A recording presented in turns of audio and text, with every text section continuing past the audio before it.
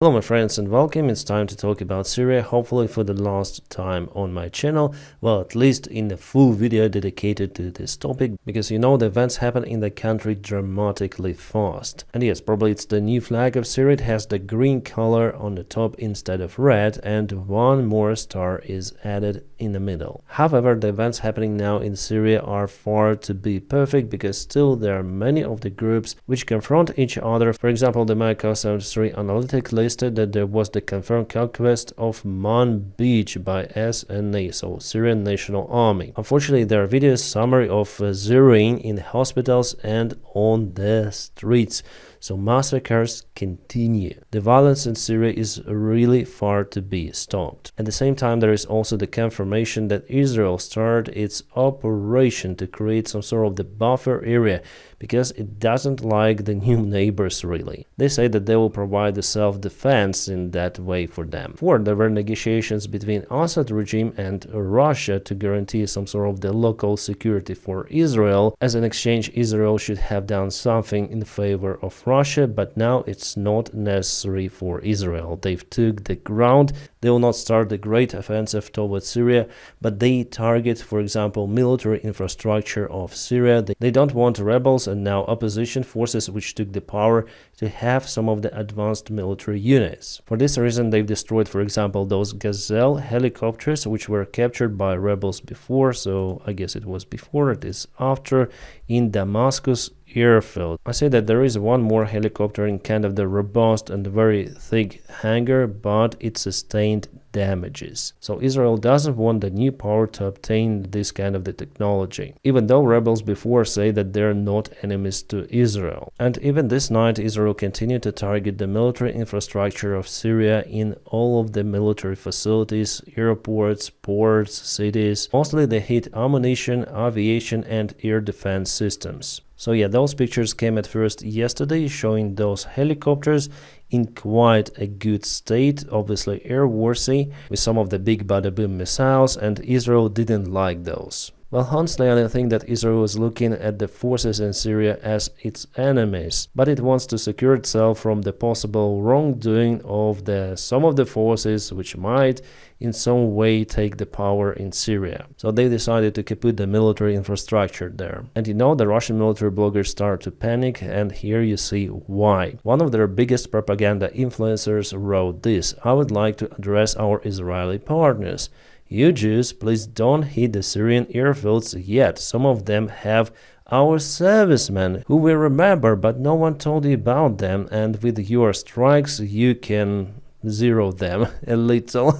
So definitely all of the Syrian military bases had in one way or other some of the Russian specialists working there, and Russia wasn't able to evacuate them at the proper time, so they're still there. Moreover, if you look at this map, the HTS forces Hayat Tahrir al-Sham already reached the Russian bases. Still, they're not entering those, but they are thinking about it. Meanwhile, Russia tries to evacuate the rest of their forces. Some of the Russian forces were even presented in the Kurd-controlled territory as some sort of the peacekeepers. But now they are forced to retreat, and they are going around Syria with their convoys trying to reach the safe spot. This is the video of the Russian convoy filmed that they are going somewhere, they don't know yet where. There were some of the negotiations between the Russian and Turkish side, and also the United States of America, to approve the safe withdrawal of the Russian forces from Syria. What is interesting, that Russians even took Tochka-U system with them. At least this vehicle is the Tochka-U launcher. And probably it's the vehicle of the same convoy. The picture was taken on the Kurdish-controlled territory yesterday. The Kurd forces actually were the part of this convoy for some time, but later on Russian forces separated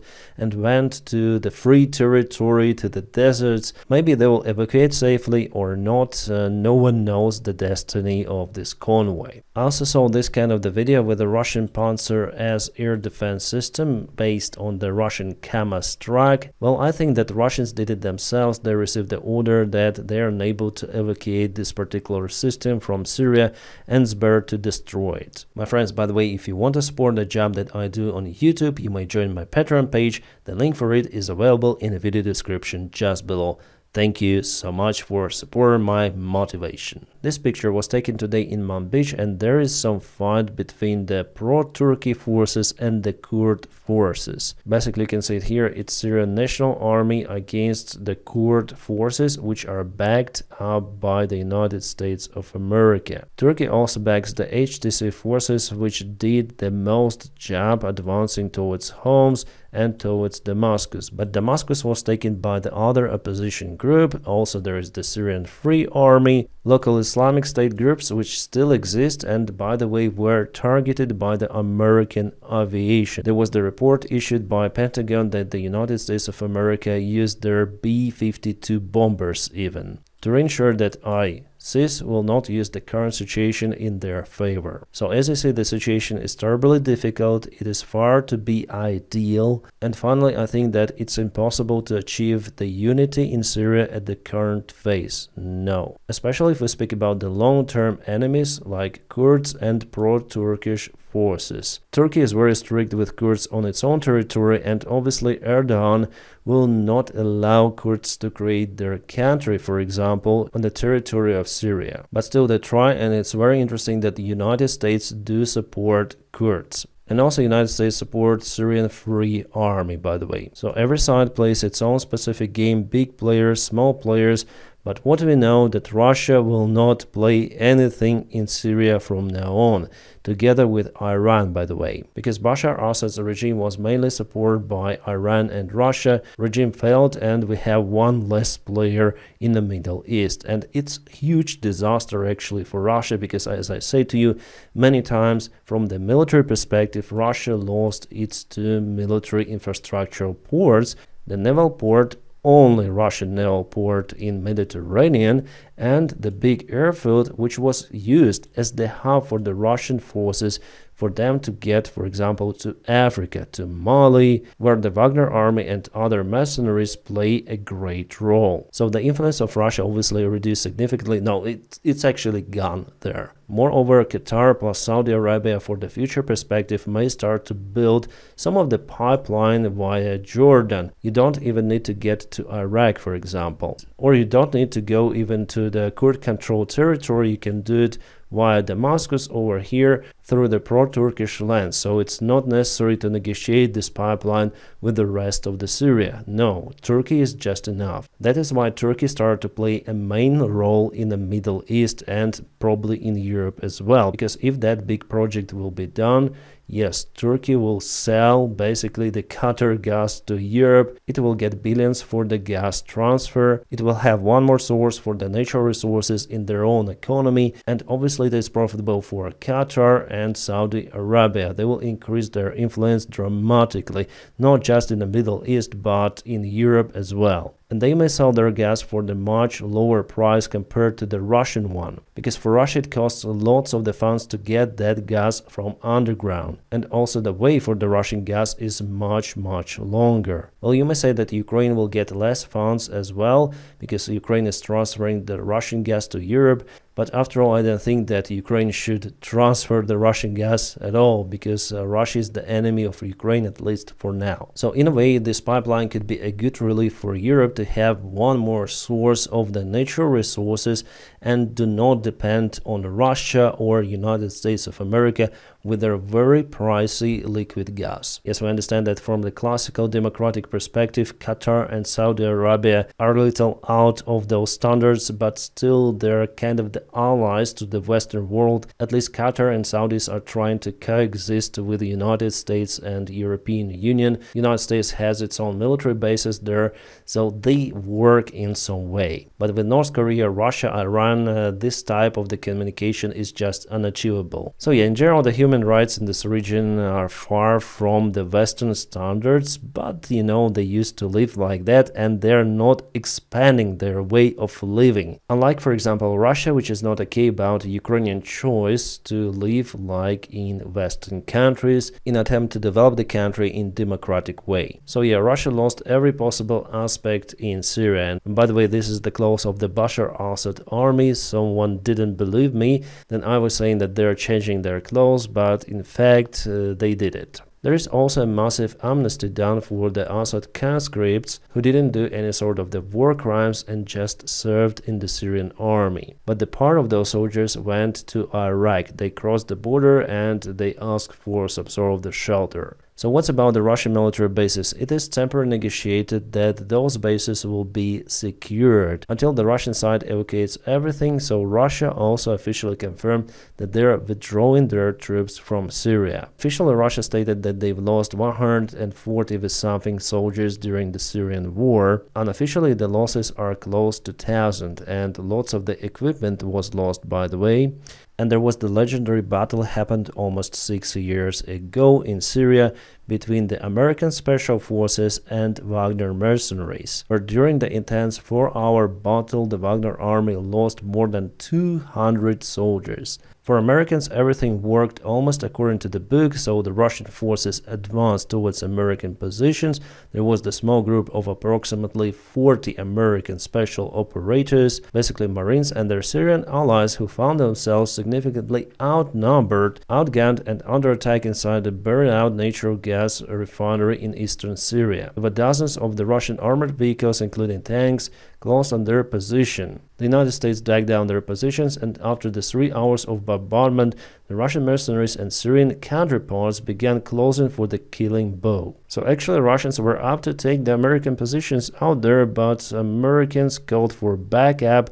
Basically Apache helicopters, AC-130 gunships, massive B-52 bombers, F-15, F-22, and everything of that just nailed down the Russian army, or as they call it by the time, the Wagner army, and Wagner had significant losses. There were just few people who escaped the scenery. By that time it was the greatest defeat of Russia for the single battle in a modern history. So I mean, those losses for the Russian side, they were just for nothing, really for nothing, as we see from today's perspective. The Washington Post came out with an article saying that Assad was proposed before with the offer, some sort of the compromise, where Assad should have stopped working with Iran, providing it with the country infrastructure. Assad also should have stopped the support of the Iranian proxies, like for example Hezbollah. But he didn't agree, and here's the outcome. Honestly guys, I'm not sure whether this article is truthful or not, but they say like that. Maybe they have more information than I am. So what's about dictator himself, Bashar al-Assad? He's basically in Moscow with his family, as it was reported by some of the media sources before. He bought several of the apartments in the most expensive area of Moscow,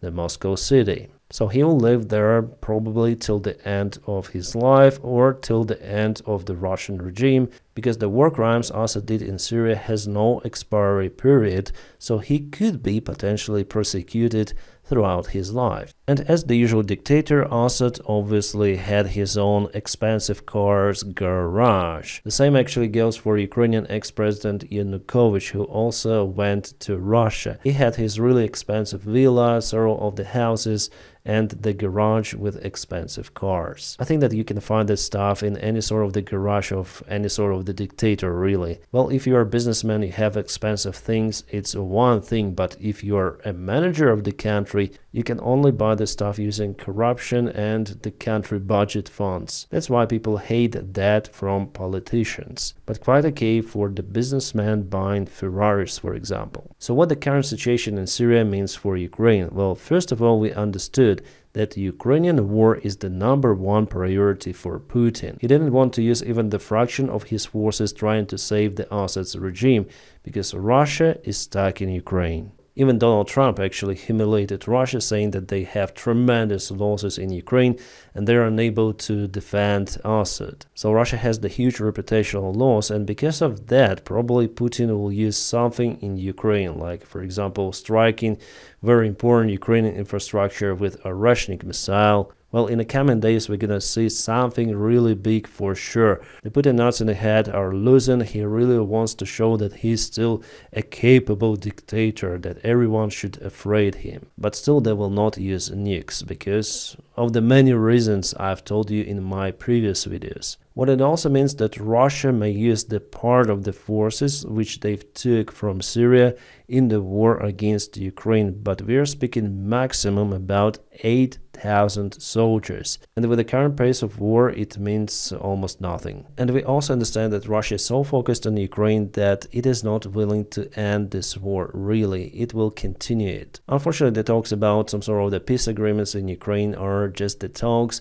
until Putin is willing to stop, and he is not willing to stop. You may negotiate with Russia about anything you want, but those negotiation agreements worth nothing without the robust security guarantees for Ukraine. Yeah, obviously Ukraine is now, as we see, is unable to regain the previously lost territories using the military power, but at the same time Ukraine is unable to allow significant losses. So in the middle of 2022, Putin changed his plans from the blitzkrieg in attempt to get Kyiv and many other cities to the long-term war. He's trying to achieve his goals by exhausting Ukraine and its allies, and the situation in Syria actually shows that Russian regime could be defeated, as for example the Syrian one. You just need to push again and again. So the Syrian war continued for many years, but finally 1 week and Assad is over, at least for Syria, and Russia is over for the Middle East and probably even for Africa. By the way, France is very happy that Assad regime is gone as well. Well, we'll see how it goes for Syria. For Ukraine, well, it's better to brace for the possible strikes, more strikes or special strikes from Russia in the coming days. So guys, I hope you enjoyed this video. Hit the like for it, and as usual, I wish you all a peaceful sky wherever you are, and have a great time.